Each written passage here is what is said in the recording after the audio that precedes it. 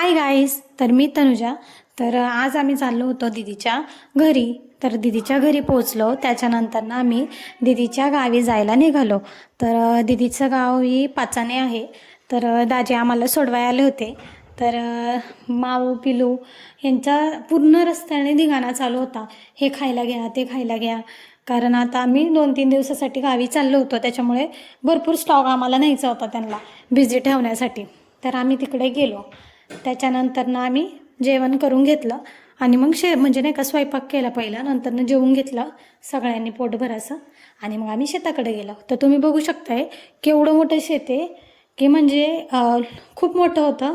त्यांनी माणसं घेतली होती पण पाऊस खूप येत होता त्याच्यामुळे माणसं काही कॅन्सल झाली, ते आलीच नाही. बायका त्या आल्याच नाही भात लावण्यासाठी.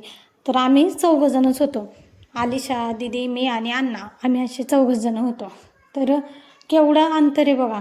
आम्ही अर्धच नाही का म्हणजे अर्धच भात लावून झालं त्या दिवशी.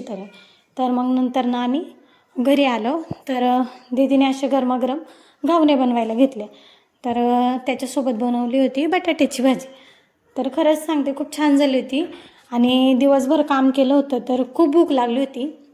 कारण म्हणजे नाही का खणताना तरी जास्त असं गळ्यापाशी येत नाही, पण आपण जेव्हा भात लावतो ना जेवल्या तर असं गळ्यापाशी जेवण येतं.